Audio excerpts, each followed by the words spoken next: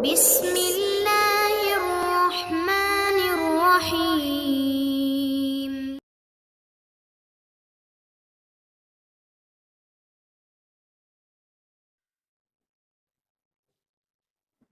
Assalamualaikum warahmatullahi wabarakatuh.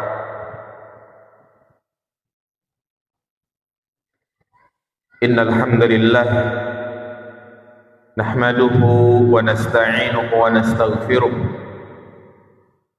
na'udzu billahi min shururi anfusina wa min sayyiati a'malina.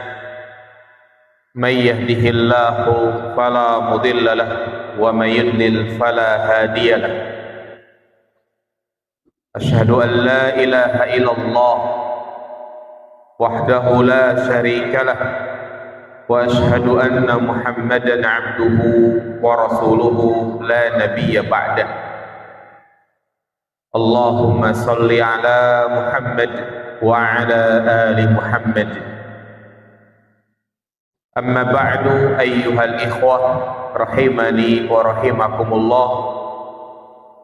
Pada kesempatan yang berbarokah ini kembali kita akan melanjutkan mengkaji kitab Al-Arba'in An-Nawawiyah karya Al-Imam An-Nawawi rahimahullah. Kitab yang menghimpun di dalamnya hadis-hadis tentang prinsip dalam beragama. Dijelaskan dalam kitab ini perkara akidah, ibadah, akhlak, muamalah dan yang lainnya.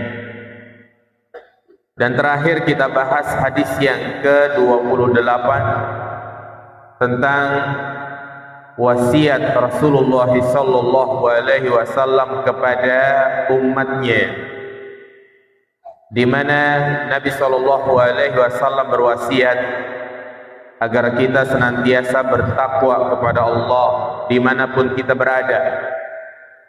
Yang kedua, Nabi mewasiatkan kepada kita untuk selalu taat kepada pemimpin. Yang ketiga, hendaknya kita berpegang teguh dengan sunnah Nabi sallallahu alaihi wasallam. Dan yang keempat, perintah untuk meninggalkan perkara-perkara bid'ah dalam agama. Berikutnya kita akan bahas hadis yang ke-29, di mana dalam hadis ini disebutkan pintu-pintu kebaikan, perkara-perkara yang bisa menghantarkan seseorang ke dalam surga dan menjauhi dirinya dari api neraka.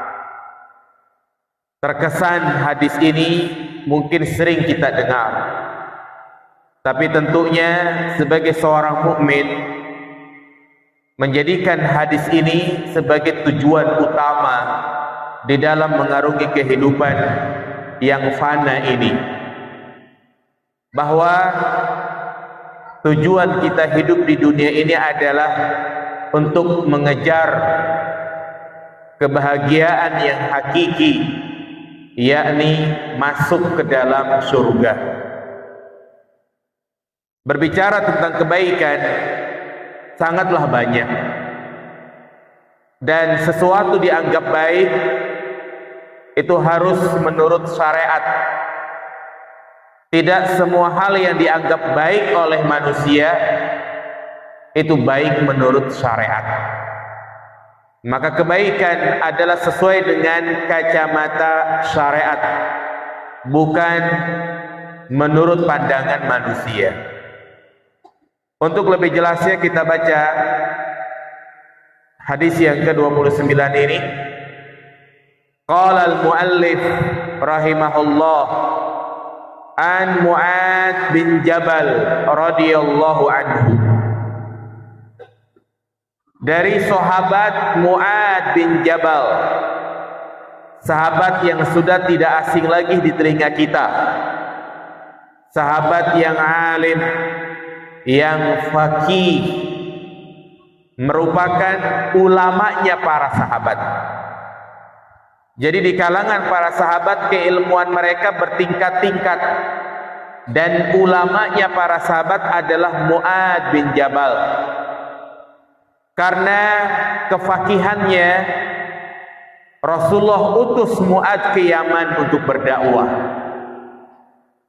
Dan juga beliau menjadi panutan dari kalangan para sahabat yang lainnya.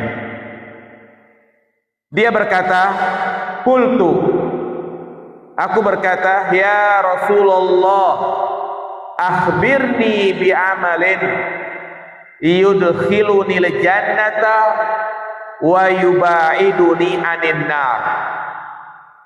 Wahai Rasulullah, kabarkan kepadaku tentang amalan yang bisa memasukkanku ke dalam surga dan menjauhkan diriku dari api neraka. Qala, maka Rasulullah memuji Mu'ad dengan mengatakan, laqad sa'alta an 'azim. Sungguh engkau bertanya tentang sesuatu yang besar, pertanyaan yang sangat agung. Wa innahu la yasirun ala man yassarahu Allah ta'ala alaih.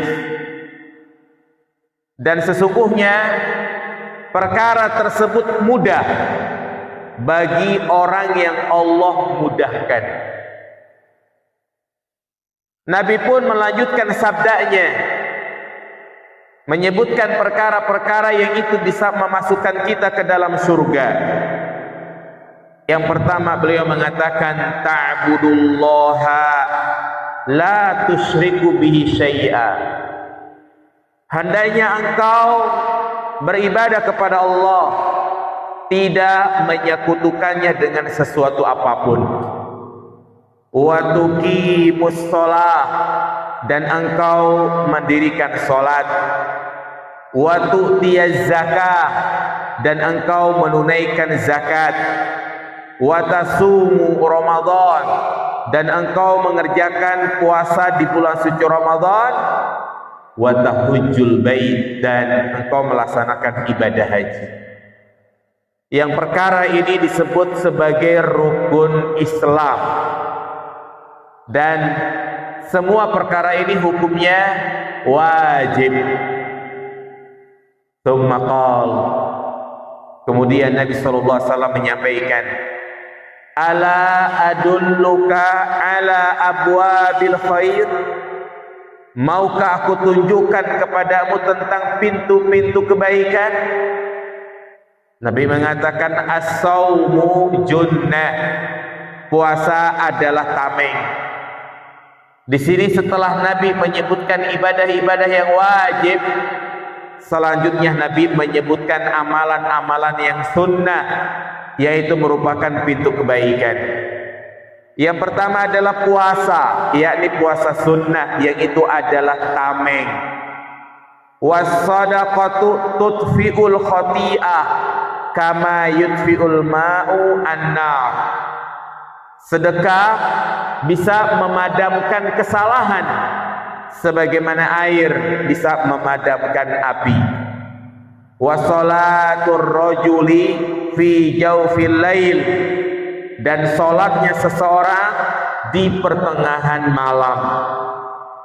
Tsumma tala, kemudian Rasulullah membacakan firman Allah Ta'ala, tatajafa junubuhum anil madaji', yaitu orang yang menjauhkan lambungnya dari tempat tidur, yakni dia bangun malam untuk mengerjakan sholat tahajud, sampai dengan firman Allah Ta'ala, ya'malun, apa yang mereka kerjakan. Kemudian yang ketiga, sumaqal, Nabi pun menyampaikan, ala ukhbiruka bi ra'sil amri. Maukah aku kabarkan kepadamu tentang pokok segala perkara, wa amudihi, dan tiangnya, wa zirwatu sanamihi, dan puncaknya, Mu'ad menjawab, bala ya Rasulullah, tentu wahai Rasulullah. Nabi pun mengatakan, Ra'sul amri al-Islam, pokok segala perkara adalah Islam. Wa amuduhu as-shalah, dan tiangnya adalah salat. Wa dzirwatu sanamihi al-jihad, dan puncaknya adalah berjihad. Kemudian Nabi pun mengatakan, ala ukhbiruka bimalaki dzalika kulli, maka aku kabarkan kepadamu tentang perkara-perkara yang bisa menjaga semua itu. Bala ya Rasulullah, tentu hai Rasulullah. Maka Nabi pun fa akhadha bilisanihi, beliau memegang lidahnya, waqal, dan mengatakan, kuffa alaika hadza, tahan lisan, jaga lisanmu ini. Qultu, Mu'ad mengatakan, ya Nabi Allah, wa inna la mu'akhaduna bima natakallamu bihi.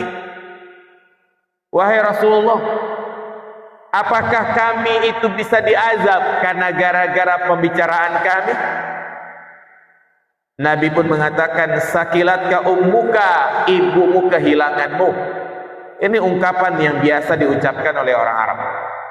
Wahal yakubun nasu fin nari ala wujuhihim aw qala ala manakhirihim illa hasaidu alsinatihim. Tidaklah manusia tersungkur di neraka di atas wajah mereka atau di atas hidung mereka, melainkan disebabkan karena lisan mereka. Inilah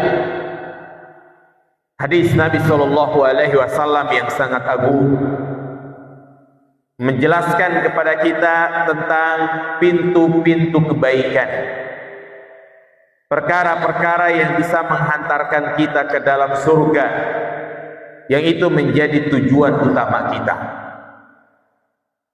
Untuk lebih jelasnya, maka kita sebutkan faedah-faedah ilmu dalam hadis ini. Dengan adanya pertanyaan Mu'ad bin Jabal, ini menunjukkan kepada kita tentang bagaimana semangatnya para sahabat. Mereka bertanya tentang kebaikan. Tidak seperti kebanyakan orang di zaman sekarang ini, mereka bertanya hanya sekedar kepingin tahu, hanya untuk menambah wawasan. Tapi lihat para sahabat, mereka bertanya, dan pertanyaan mereka adalah untuk kebaikan. Apalagi pertanyaan yang mereka tanyakan adalah perkara yang sangat agung. Bagaimana caranya agar bisa masuk ke dalam surga? Makanya Nabi SAW memuji Mu'ad dengan mengatakan, laqad sa'alta an 'azim, sungguh engkau bertanya sesuatu yang sangat besar.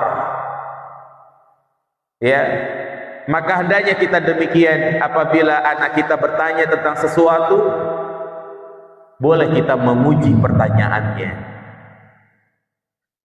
Dalam hadis ini Nabi SAW menjelaskan bahwa untuk bisa masuk ke dalam surga, kita harus melakukan sebab-sebabnya. Dan di antara sebab untuk bisa masuk ke dalam surga adalah amal. Sehingga di sini memberikan faedah kepada kita bahwasanya amal soleh penyebab masuk surga. Jadi untuk bisa masuk dalam surga bukan hanya sekedar keinginan, bukan hanya sekedar berdoa, ya Allah masukkanlah aku ke dalam surga. Tapi di antara kunci dan sebab masuk ke dalam surga adalah dengan melakukan amal soleh. Apa kata Allah Subhanahu wa ta'ala? wa tilkal jannatul lati uristumuha bima kuntum ta'malun. Itulah surga yang aku wariskan ya dengan sebab amal mereka. Kalau memang amal merupakan sebab masuk ke dalam surga, lalu bagaimana dengan hadis Nabi Shallallahu Alaihi Wasallam yang katanya orang itu masuk surga bukan karena amalnya, tapi karena apa? Rahmat Allah. Sebagaimana hadis sahih, Nabi mengatakan, la yadkhula ahadukum al jannata bi amalihi. Salah seorang di antara kalian tidak akan masuk surga dengan amalnya. Artinya di sini Nabi SAW menafikan amal. Qalu wala anta ya Rasulullah. Demikian pula engkau ya Rasulullah, artinya engkau juga masuk surga bukan karena amal. Ya, kata Nabi. Illa ayyataghammadani Allah bi rahmatih. Kecuali orang itu masuk surga dengan rahmat Allah. Seakan-akan hadis ini zahirnya bertentangan dengan hadis sebelumnya. Hadis sebelumnya menyatakan orang itu masuk surga karena apa? Amal soleh. Hadis yang kedua ini menjelaskan bahwasanya orang itu masuk surga bukan karena amal, tapi karena apa? Rahmat Allah. Bagaimana untuk mengkompromikan, menggabungkan dua hadis ini? Maka ketahuilah bahwasanya kedua hadis ini tidak bertentangan. Ya. Maka kita katakan hadis tentang orang itu masuk surga dengan amalnya, ya. Ketika Allah mengatakan bima kuntum ta'malun, ini adalah ba sababiyah. Artinya ya, orang itu masuk surga kuncinya adalah dengan amal. Surga bukanlah sebagai ganti dari amal kita. Itu maksudnya. Jadi surga itu nggak bisa kebayar dengan amal perbuatan yang kita lakukan. Artinya kita itu masuk surga dengan rahmat Allah. Artinya ibadah yang kita lakukan 24 jam tidak bisa untuk membeli surga. Karena luasnya rahmat Allah Subhanahu wa ta'ala. Mungkin logikanya seperti ini. Ada orang yang bekerja biasa aja. Misalnya, silakan antum nyapuin taman ini sekitar 100 meter. Nanti saya kasih upah berupa mobil Pajero misalnya. Pekerjaannya yang ringan ini sebanding nggak dengan hadiah yang diberikan kepadanya? Nggak sebanding. Nah, demikian pula surga. Amalan yang kita lakukan tidak ada apa-apanya. Tapi bukan berarti orang itu masuk surga tanpa amal. Ya. Jadi amal soleh tetap dikatakan penyebab masuk surga. Bukan pengganti apa? Bukan pengganti surga. Kemudian hadis ini juga memberikan faedah kepada kita, wa yadullu ala wujudil jannati wan nar, menunjukkan bahwasanya surga dan neraka itu sudah ada. Karena banyak bahasa-bahasa yang Allah sampaikan dengan ungkapan uiddat, disediakan, berarti menunjukkan surga neraka itu sudah ada. Dan ini membantah pemikiran orang-orang Mu'tazilah yang mereka mengatakan surga neraka belum diciptakan. Mereka mengatakan percuma surga neraka diciptakan, mubazir, enggak ada yang manfaatin. Neraka begitu panasnya api terus berkobar, mubazir katanya. Nanti juga pas hari kiamat hancur. Buat apa Allah ciptakan sekarang? Ujung-ujungnya hancur juga, kata mereka. Ya, maka hadis-hadis yang sangat jelas menunjukkan surga neraka itu sudah ada dan termasuk makhluk yang diperkecualikan nanti pada hari kiamat yang ia tidak akan hancur.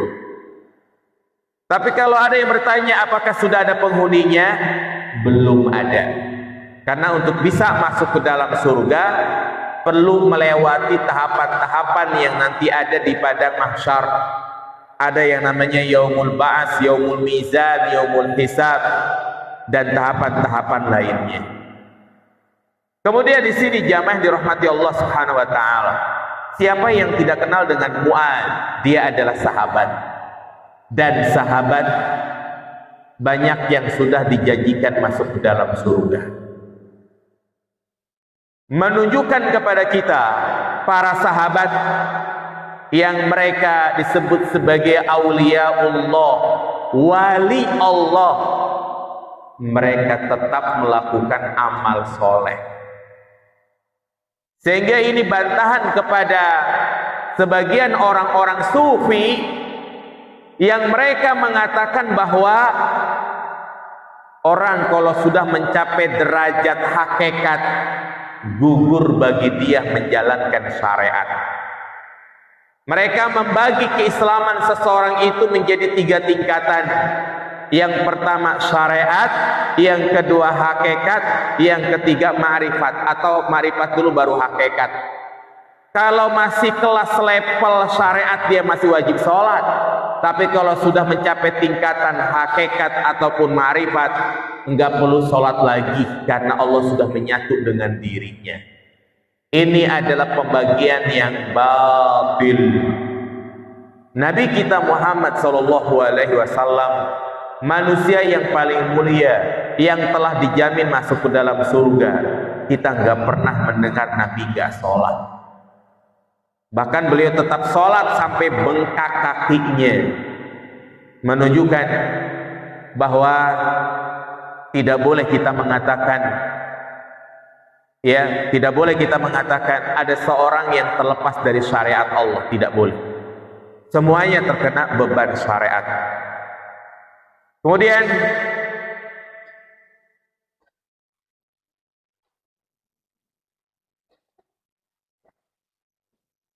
di antara faedah hadis ini, di mana pertanyaan Mu'adz adalah pertanyaan yang besar. Karena pertanyaan yang disampaikan adalah tentang surga dan neraka. Iya. Kesuksesan yang hakiki adalah sukses tatkala seseorang masuk ke dalam surga. Jangan kita merasa pede ketika kita bertemu dengan teman, dia memberikan komentar kepada kita, Masya Allah, sekarang sukses ya, udah punya mobil, punya rumah, aset di mana-mana, istri 4, sukses satu, Masya Allah. Jangan kita terlalu pede ya mas kalian dengan kesuksesan di dunia. Kesuksesan yang hakiki adalah tatkala Allah takdirkan kita masuk dalam surga. Allah Subhanahu wa taala berfirman, "Faman zuhziha 'anil nar wa udkhilal jannah faqad faz. Wa mal hayatud dunya illa mata'ul ghurur." Barang siapa yang terhindar dari api neraka dan dimasukkan ke dalam surga, itulah kesuksesan yang hakiki. Kita memohon kepada Allah Subhanahu wa taala agar kita semua dikumpulkan di surga yang penuh dengan kenikmatan. Kemudian Rasulullah memberikan komentar tentang pertanyaannya tersebut. Wa innahu layasirun ala man yassarahullah. Sesungguhnya itu perkara mudah. Yakni orang bisa masuk ke dalam surga dengan melakukan amal soleh. Itu adalah perkara mudah. Mudah bagi orang yang Allah mudahkan. Ini memberikan faedah kepada kita bahwasanya kemampuan seseorang untuk beramal pada hakikatnya adalah karena taufik dan hidayah dari Allah Subhanahu wa taala. Tanpa adanya hidayah dan taufik dari Allah, seorang hamba tidak akan mampu melakukan ibadah kepadanya. Karena ibadah itu berat. Makanya Allah gabungkan antara ibadah dan memohon pertolongan. Iyyaka na'budu wa iyyaka nasta'in. Hanya kepadamulah kami beribadah dan hanya kepadamulah kami memohon pertolongan. Di sini Allah gandengkan antara ibadah dan memohon pertolongan. Berkata Syekh Muhammad bin Shalih Al-Utsaimin, li'anna aslal ibadati sakil. Asal ibadah itu berat.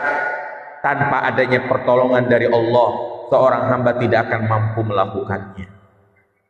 Itulah kenapa setiap muadzin mengumandangkan kalimat hayya 'alas shalah, hayya 'alal falah. Apa yang kita baca? La haula wala quwata illa billah. Tidak ada daya, tidak ada kekuatan kecuali milik Allah. Memang demikian. Banyak orang yang mampu melakukan perjalanan yang jauh. Dia mampu untuk mendaki gunung yang tinggi. Dia mampu melakukan perjalanan Jakarta Tangerang setiap hari, macet dia lakonin. Tetapi untuk melangkahkan kakinya ke masjid, padahal rumahnya 100 meter dari masjid, rumahnya hanya 50 meter dari masjid, tapi nggak pernah nongol batang hidungnya di masjid. Kenapa? Karena Allah tidak berikan taufik hidayah kepada. Ya, makanya Allah berfirman, wa amma man a'ta wattaqa wa saddaqa bil husna fasanuyassiruhu lil yusra. Adapun orang yang diberikan surga, orang yang bertakwa, orang yang mendapatkan janji dari Allah Subhanahu wa taala, fasanuyassiruhu lil yusra, maka kami akan menyiapkan jalan yang mudah bagi dia. Maka sangat penting bagi kita untuk meminta taufik dan hidayah kepada Allah dengan doa yang diajarkan oleh Nabi, diantaranya Allahumma a'inni ala dzikrika wa syukrika wa husni ibadatik. Kemudian Nabi SAW menyebutkan perkara-perkara yang itu bisa memasukkan kita ke dalam surga dan menjauhkan diri kita dari api neraka. Apa yang pertama? Beliau mengatakan, ta'budullaha la tusriku bihi syai'a. Ini yang pertama. Kunci untuk bisa masuk dalam surga adalah beribadah hanya kepada Allah. Inilah hakikat tauhid. Seorang yang menyerukan mentauhidkan Allah, yakni di mana dia harus beribadah hanya kepada Allah Subhanahu wa taala. Menunjukkan kepada kita tentang pentingnya tauhid. Tauhid adalah tujuan utama Allah Subhanahu wa taala menciptakan manusia dan jin. Kita semua diciptakan untuk tauhid, yakni mengesahkan Allah dalam hal ibadah. Wa ma khalaqtul jinna wal insa illa liya'budu. Karena tauhid, Allah Subhanahu wa taala mengutus para nabi dan rasul. Allah turunkan kitab-kitab dari langit. Tujuannya adalah untuk menegakkan tauhid.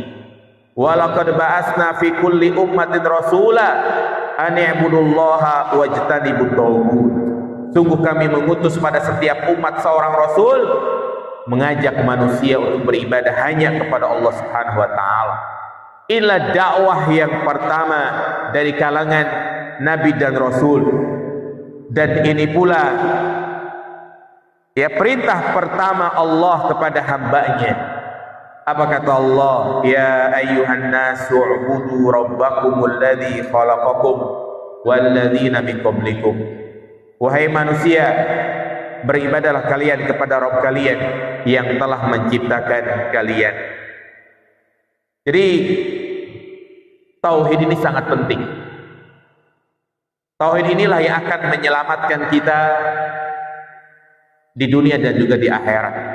Dengan tauhid inilah amal ibadah kita menjadi sempurna dan diterima di sisi Allah Subhanahu wa taala. Kemudian yang kedua, wa tuqimus shalah, mendirikan salat. Dan salat yang dimaksud di sini adalah salat wajib. Wa tutiyaz zakah, yang kedua adalah menunaikan zakat. Wa tasumu Ramadan, dan melaksanakan ibadah puasa di bulan suci Ramadan. Wa tahujjul bait, dan melaksanakan ibadah haji. Jadi 5 perkara ini adalah rukun Islam. Ini poin yang pertama, di mana Nabi SAW menjelaskan ibadah-ibadah yang wajib untuk kita tunaikan. Kemudian berikutnya Nabi menyebutkan amalan-amalan yang menjadi penyempurna ibadah yang wajib tersebut. Inilah yang disebut dengan amalan sunnah. Amalan sunnah. Karena tadi Nabi sudah menyebutkan puasa, tapi Nabi menyebutkan puasa lagi di sini dengan mengatakan as-saumu junnah. Puasa adalah tameng. Yang dimaksud dengan puasa di sini adalah puasa sunnah. Dan ini menunjukkan kepada kita tentang pentingnya melakukan amalan yang sunnah. Dengan adanya amalan-amalan sunnah, jangan kita merasa Allah membebankan kepada kita. Tidak, jemaah sekalian. Orang yang masih menganggap amal soleh adalah beban hidupnya, maka selama itu pula dia selalu terpaksa mengerjakan amal soleh tersebut. Maka sadarlah bahwasanya ibadah-ibadah yang Allah syariatkan kepada kita ini adalah bukti kasih sayang Allah kepada kita. Karena dengan amalan tersebut kita bisa masuk ke dalam surga. Allah tidak mengambil keuntungan sedikit pun dari setiap ibadah yang kita lakukan. Dan Allah pun tidak rugi dari maksiat yang kita lakukan. Keberuntungan kembali kepada kita, kesengsaraan juga kembali kepada kita. Ya. Maka di antara kasih sayang Allah kepada hambanya adalah mensyariatkan setiap ibadah yang wajib pasti ada ibadah yang sunnah. Salat 5 waktu wajib. Salat qobliyah, ba'diyah, salat witir, salat tahajud, salat duha, hukumnya adalah sunnah. Puasa Ramadan wajib. Puasa Senin Kamis, puasa Ayyamul Bid, puasa Daud adalah sunnah. Dan dengan disyariatkannya ibadah sunnah setelah ibadah wajib, ini bukti Allah itu sayang kepada kita. Jangan kita menyepelekan dengan mengatakan itu mah cuma sunnah. Justru dengan adanya ibadah yang sunnah tersebut bertujuan jabru ma yakunu fi ada'il faridati minal khalali wa taksir, yaitu untuk menutup dan untuk menyempurnakan dari setiap kesalahan yang terjadi pada ibadah yang wajib. Salat yang kita kerjakan terkadang tidak sampai kepada kesempurnaan. Buktinya kita sering memikirkan hal-hal di luar sholat. Maka untuk menyempurnakannya adalah dengan mengerjakan ibadah-ibadah yang sunnah. Nabi mengatakan di sini as-saumu junnah. Puasa adalah apa? Tameng. Iya, pantas puasa dikatakan sebagai tameng. Tameng maksudnya adalah perisai. Puasa dikatakan perisai, tameng, baik di dunia maupun di akhirat. Apa maksudnya? Di dunia puasa dikatakan sebagai tameng.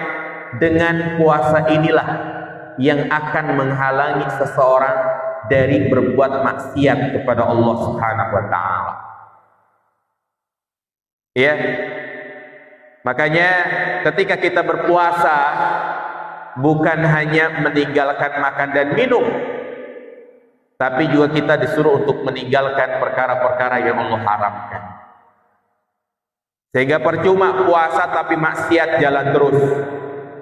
Walaupun memang maksiat tidak membatalkan puasa, tapi ingat, maksiat bisa membatalkan pahala puasa. Orang yang berpuasa tapi dia berbohong, apa kata Nabi SAW? Malam yada' qaula zuri wal amala bih falaysa lillahi hajatun ayyada' ta'amah wa syarabah. Barang siapa yang berpuasa tapi dia tidak meninggalkan perkataan keji, perbuatan keji, perkataan dusta, maka Allah tidak butuh dengan puasanya tersebut. Maka dengan puasa yang kita lakukan, baik puasa wajib maupun puasa sunnah, harus betul-betul menjadi tameng bagi kita, yakni yang menghalangi kita dari berbuat maksiat. Kemudian yang kedua, tameng di akhirat, yakni junnatun minan nar, menjadi tameng dari panasnya api neraka. Indang puasa. Kemudian yang berikutnya, was-shadaqatu tudfiul khati'ah. Sedekah yang dimaksud di sini adalah sedekah sunnah.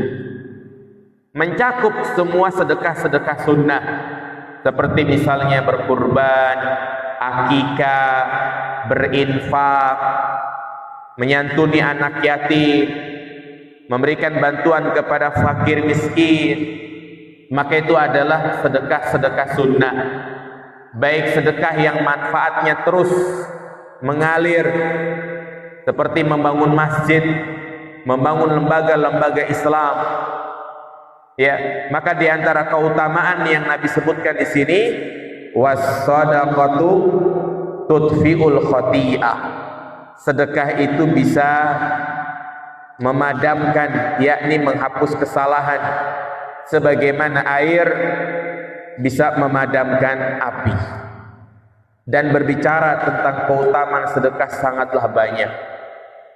Setidaknya kita harus selalu ingat bahwa dengan kita bersedekah itu justru akan memperlancar rezeki kita.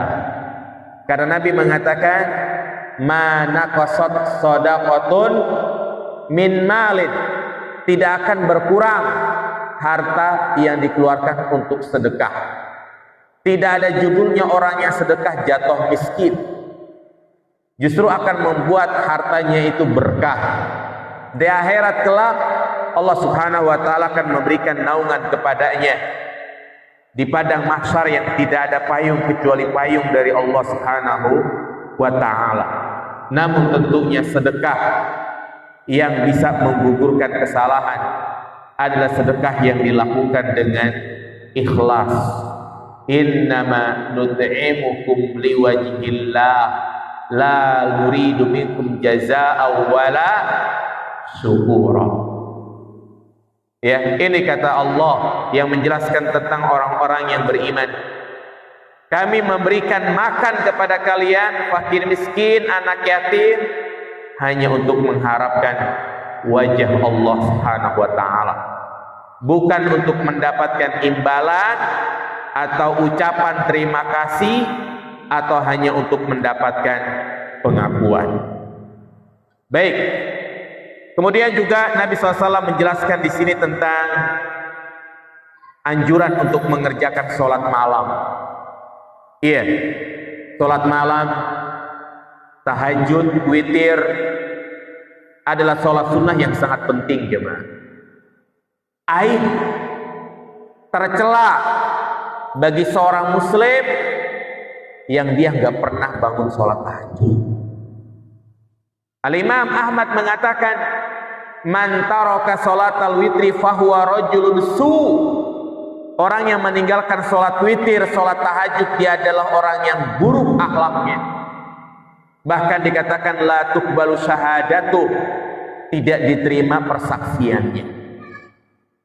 Nabi SAW mengatakan, hendaknya kalian mengerjakan sholat malam.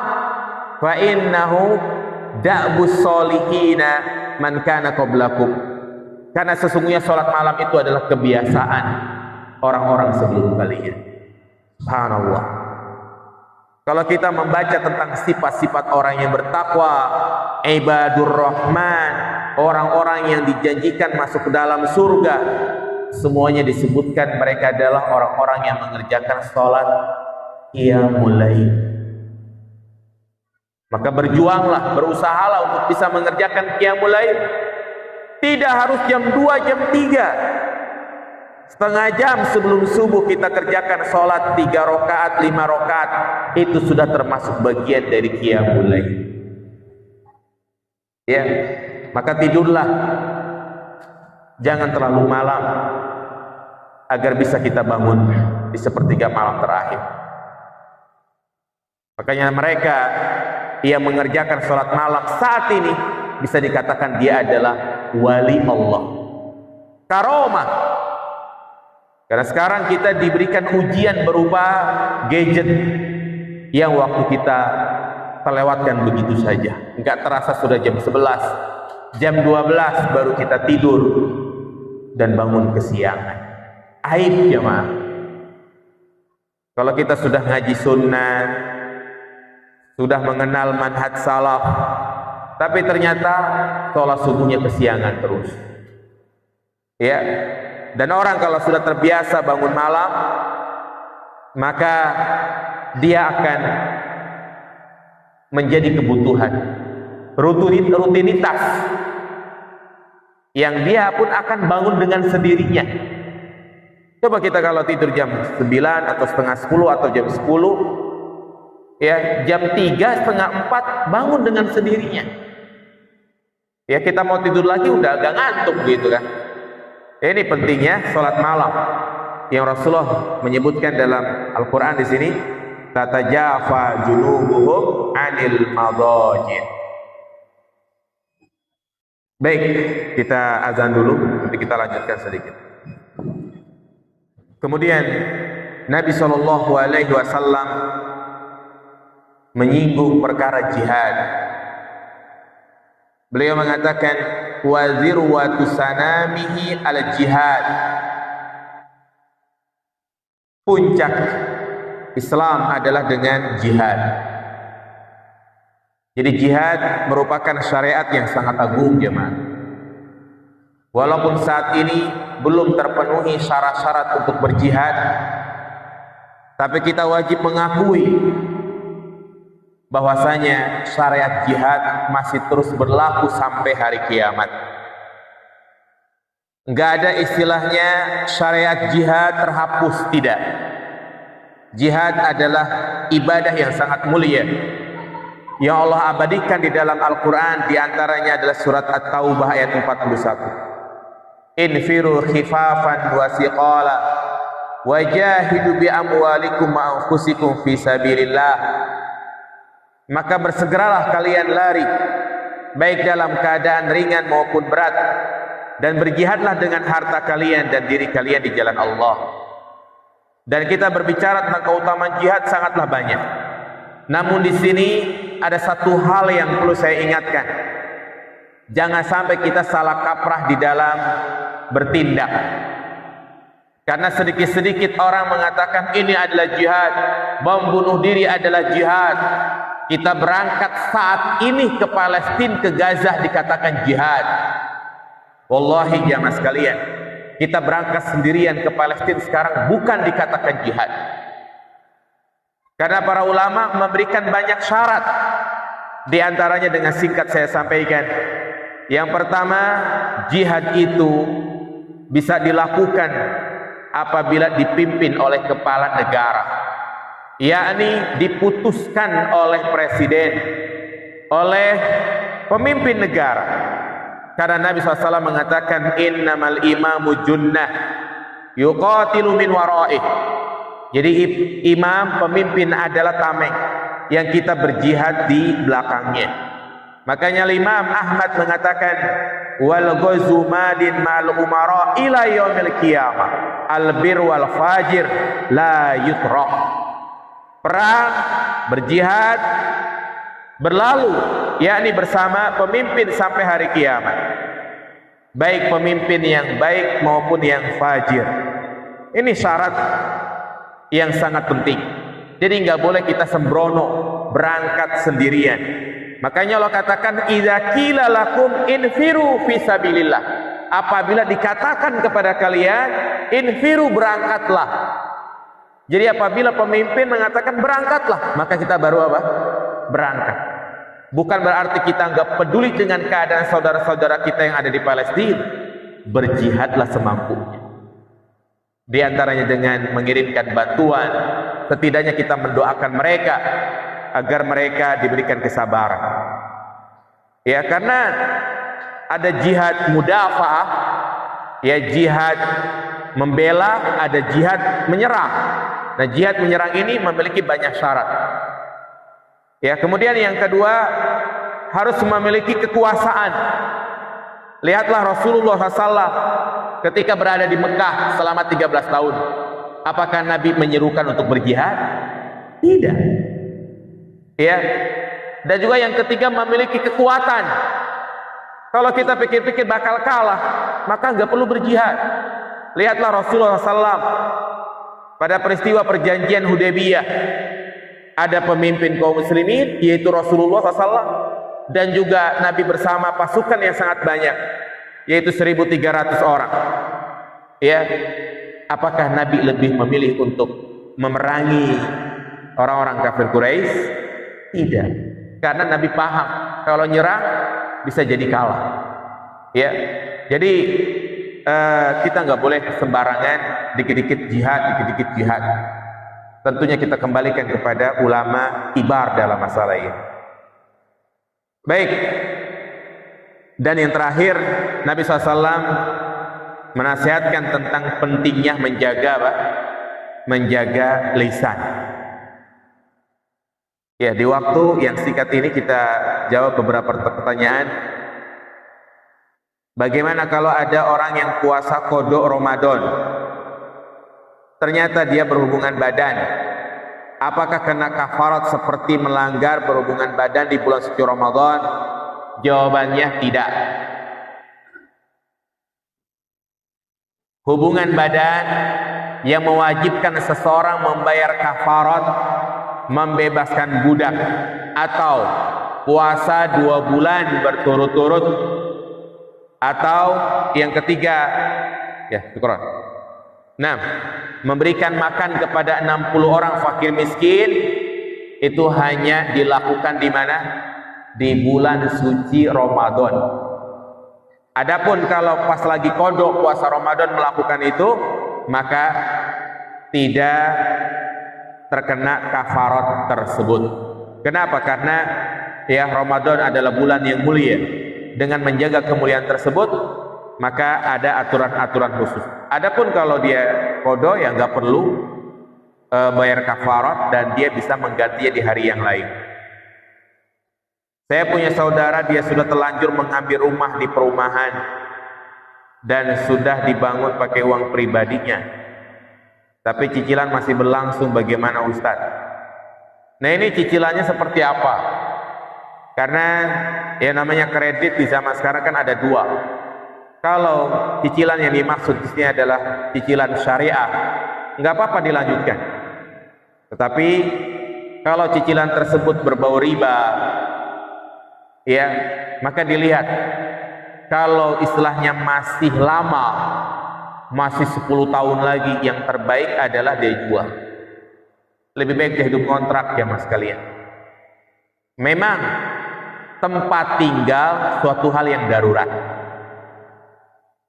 tetapi bukan suatu hal yang darurat kita punya rumah. Masih banyak solusi lain agar kita bisa punya tempat tinggal.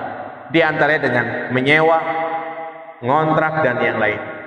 Daripada kita 10-15 tahun ya hidup kita nggak berkah karena melakukan transaksi apa? Riba. Ya, riba.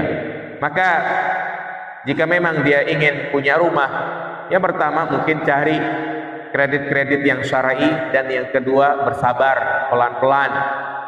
Ya, dan kita pun harus berkaca kita tinggal di mana, dan juga melihat gaji kita, kemampuan kita.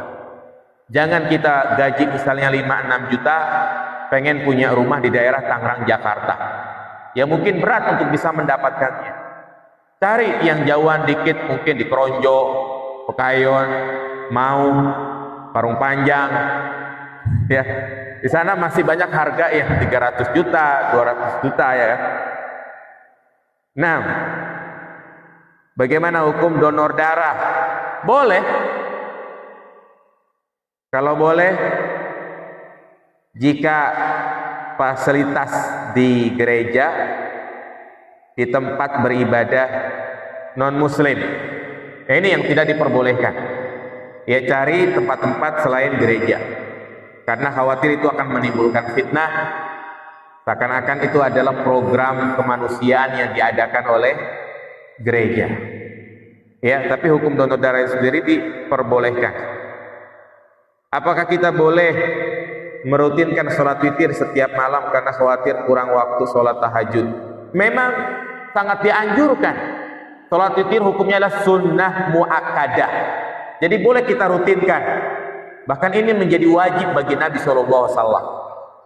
Ya, demikian pula kita boleh kita merutinkan sholat witir sebagaimana wasiat Rasulullah kepada sahabat Abu Hurairah, "Ausani khalili bisalasin."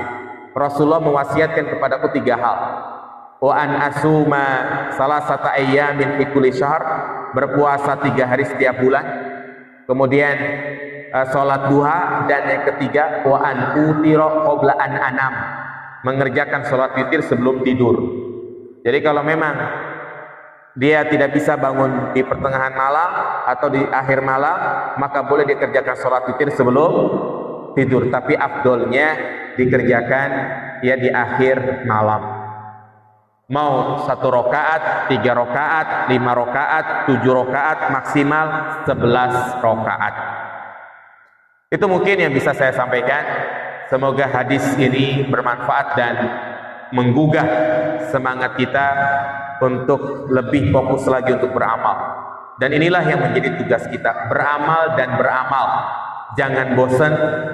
Ya, kalau kita bosan, boleh kita melakukan hobi kita, namun tentunya untuk mendukung amal kita. Ya, jadi jangan hobi tapi keterusan sampai lupa kewajiban. Demikian, subhanakallahumma bihamdika asyhadu an la ilaha illa anta astaghfiruka wa atubu ilaik. Assalamualaikum warahmatullahi wabarakatuh.